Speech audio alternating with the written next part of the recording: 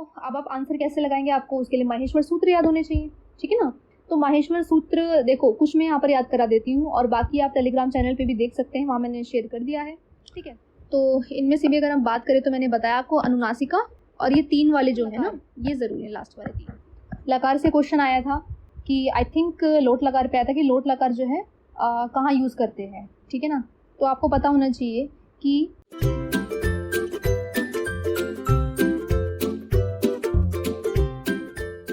Hello students, welcome back to आईरो aspirants. तो screen पर संस्कृत देख के घबराना नहीं है कि आज कौन सा टॉपिक में हम लेकर आए हैं, ठीक है।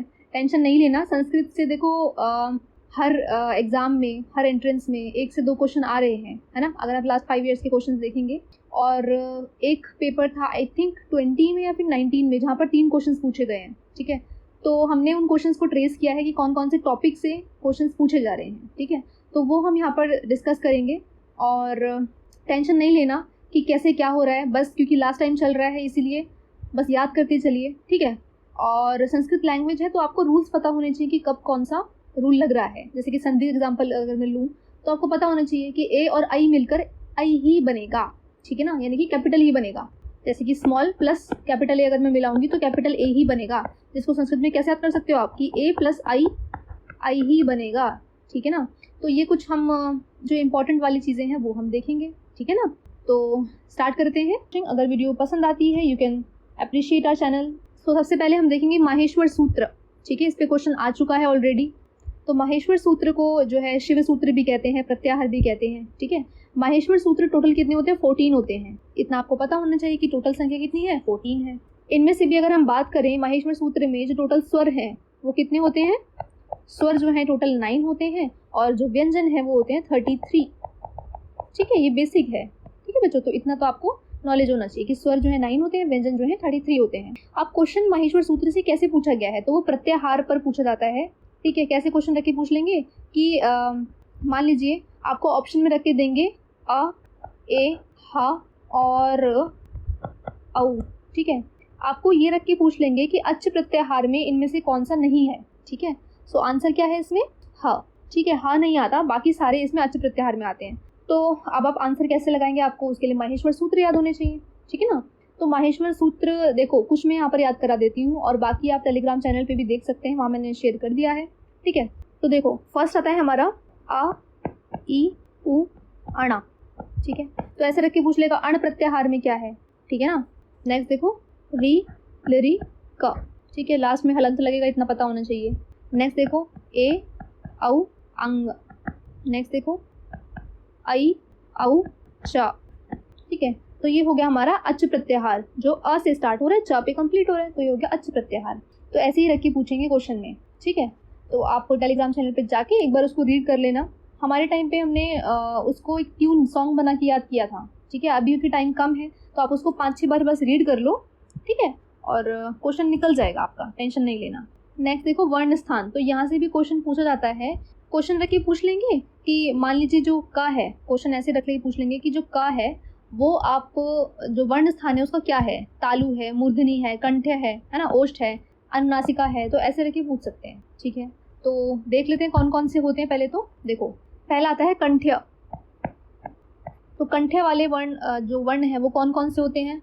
पहला है अ और आ, दूसरा है कुवर्ग।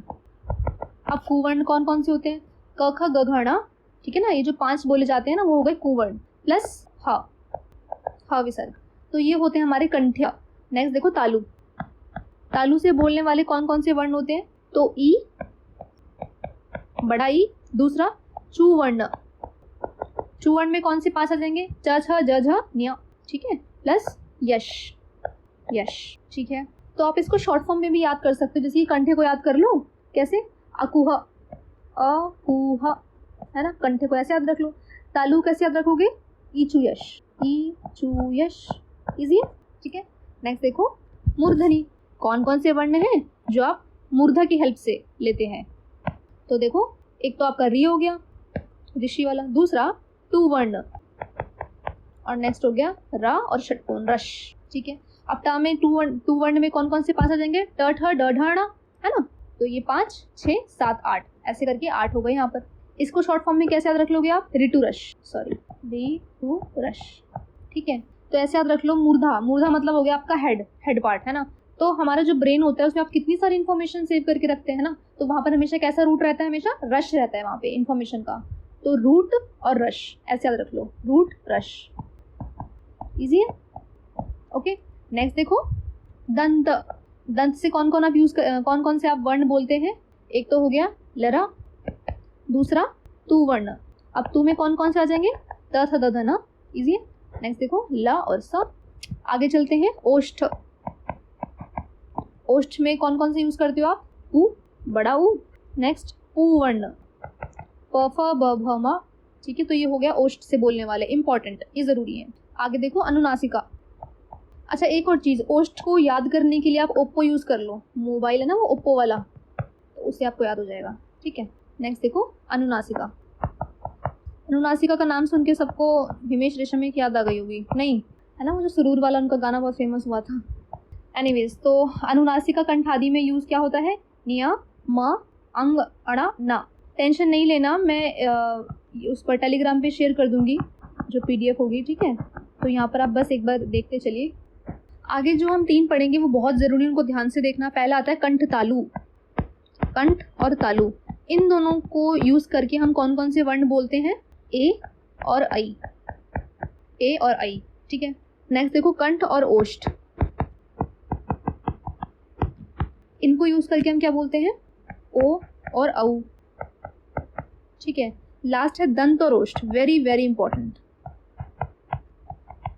दंत और ओष्ठ, इसमें आ जाएगा वकार, ठीक है। इसको आप कैसे याद रख सकते हो? कंठ और ओष्ठ को ओके करके याद रख लो, ओके। ओ से ओष्ठ हो गया, क से कंठ हो गया, ठीक है, ओके। तो इनमें से भी अगर हम बात करें तो मैंने बताया आपको अनुनासिका और ये 3 वाले जो है ना, ये जरूरी है, लास्ट वाले 3, ठीक है। ये एटलीस्ट पढ़ लेना। कंठे के लिए हमने देखा शॉर्ट फॉर्म क्या? अकूहा। तालु के लिए इचु यश, मूर्ध के लिए ऋतु रश। क्यों? क्योंकि ब्रेन में हमारा जो है बहुत सारी इन्फॉर्मेशन है, तो वहाँ पर रश जो है, रूट जो है वो रश रहता है काफ़ी ज़्यादा, ठीक है। दंत के लिए लरा और तू वर्ण, साथ में लस। नेक्स्ट है ओष्ठ के लिए ओप्पो। नेक्स्ट अनुनासिका के लिए हमने देखा हिमेश रेशमिया वाले कौन कौन से हैं ऐसा। अच्छा, अनुनासिका में जो वर्ण देखोगे ना, आप ऐसा लगे जैसे नेशनल एंथम वाले जो होते हैं ना, जन गण मन, ऐसे वाले लग रहे हैं, है ना। तो रिकॉग्नाइज करके भी कुछ चीज़ें आपको याद हो जाती हैं, बस उसको विजुअलाइज कर लीजिए और आपको वो याद रह जाएंगे। लास्ट के 3 देख लेना, ज़रूरी है। आगे चलते हैं शब्द रूप पे। तो शब्द रूप देखने से पहले आपको विभक्तियाँ पता होनी चाहिए, बेसिक, ठीक है। तो जो विभक्तियाँ हैं वो कितनी होती हैं? 8 हो गई, ठीक है। In fact 7 + 1, okay. तो कैसे है ये? कर्ता ने कर्म को करण से, संप्रदान के लिए अपादान से अलग, संबंध का, के, की, अधिकरण में, पर, है ना, और संबोधन हे, अरे, भो, ठीक है ना। तो ऐसे करके हमने स्कूल लाइफ में याद किया था। मैं बार बार वही रिपीट कर रही हूँ, आपको आइडिया होना चाहिए, ज़्यादा दिमाग मत लगाना, अभी टाइम कम है, ओके। तो आगे देखते हैं क्वेश्चन कहाँ से पूछे गए हैं, एक बार वो देख लेते हैं। तो आपको रख के पूछ लेंगे, पिता पुत्रेण सह गच्छति, ठीक है ना, पिता पुत्र के साथ जाता है, ओके। तो इसमें कौन सी विभक्ति है? तो सह वाले में 3rd विभक्ति लगती है, ठीक है। नेक्स्ट देखो लकार। लकार से क्वेश्चन आया था कि आई थिंक लोट लकार पे आया था कि लोट लकार जो है कहाँ यूज़ करते हैं, ठीक है ना। तो आपको पता होना चाहिए कि लट लकार जो है वो कौन सा है? वर्तमान, ठीक है। लरट लकार जो है वो है भविष्यत काल। लंग लकार क्या है? भूतकाल। लोट लकार क्या है? आज्ञा, आज्ञा के अर्थ में यूज करते हैं हम। और लास्ट आता है विधि लिंग लकार, तो इसको हम चाहिए के रिस्पेक्ट में यूज करते हैं। मुझे पेन चाहिए, तो इस रिस्पेक्ट में विधि लिंग लकार, इंपॉर्टेंट, वेरी इंपॉर्टेंट। इसके अलावा कम से कम पठ धातु का पढ़ के जाना, ठीक है। पठ धातु का जो वर्तमान वाला है लट लकार है वो कौन सा होगा? पठती, पठत, पठंती, पठसी, पठत, पठथ, पठामी, पठावह, पठामह, ठीक है ना। तो इसमें भी अगर मैं बात करूँ तो जो उत्तम पुरुष वाला है ना, जो लास्ट वाला है, उसमें आपको पता होना चाहिए। इसमें आएगा आमी, आवह और आमह, ठीक है। इतना ध्यान रख लेना ज़रूरी है। ये यही पूछेगा कि उत्तम पुरुष के द्विवचन में कौन सा है, तो आंसर क्या आएगा? आवह, ठीक है। बाकी बेसिक पता कर लेना कि लट लकार वर्तमान हो गया, लरट वाला भविष्यत हो गया, लंग वाला भूतकाल हो गया, लोट वाला आज्ञा के रिस्पेक्ट में आता है और विधि लिंग लकार चाहिए के रिस्पेक्ट में आता है, ठीक है। आगे देखो संधि। संधि बहुत ही वास्ट टॉपिक है, ठीक है। तो इसमें भी कुछ ज़रूरी देख लेते हैं कि कौन कौन से इंपॉर्टेंट है संधि में भी। तो संधि के अगर मैं भेद की बात करूँ तो कितने होते हैं? 5 भेद होते हैं, ठीक है। अगर ऑप्शन में 5 नहीं है तो 3 आंसर लगाना, क्योंकि जो मेन होती है वो कौन सी है? स्वर व्यंजन और विसर्ग संधि, है ना, स्वर व्यंजन और विसर्ग संधि, ठीक है। और व्यंजन संधि को हल संधि भी कहते हैं और स्वर संधि को अच संधि भी कहते हैं। ठीक है, देखो स्वर संधि की अगर हम बात करें तो इसकी फर्दर बहुत सारे टाइप्स हैं, है ना, जैसे कि दीर्घ संधि है, गुण संधि है। ठीक है, तो दीर्घ संधि कैसे यूज़ करोगे आप, जैसे कि छोटा ऊ प्लस बड़ा ऊ मिलकर क्या बन जाएगा, कैपिटल ऊ। जैसे कि मैंने वीडियो की स्टार्टिंग में आपको बताया था कि small A plus capital A is equals to capital A. ठीक है, इस तरीके से फॉर्मुलेट की गई है दीर्घ संधि। ठीक है, एग्जाम्पल क्या है, विद्या प्लस आलय, विद्यालय। ठीक है ना, तो यहाँ पर स्मॉल ए कैपिटल ए मिलकर क्या बन गया, कैपिटल ए। ठीक है, नेक्स्ट आती है गुण संधि। तो गुण संधि में क्या होगा, ई उ री और र। ठीक है, ई की जगह हो जाएगा ए, उ की जगह हो जाएगा औ, री की जगह हो जाएगा अर और लिरी की जगह हो जाएगा अल। ठीक है, एग्जाम्पल सप्त ऋषि, सप्त प्लस ऋषि। ठीक है, तो क्या हो जाएगा, अर लगा देंगे ना इसकी जगह, तो आंसर क्या हो जाएगा, सप्त ऋषि।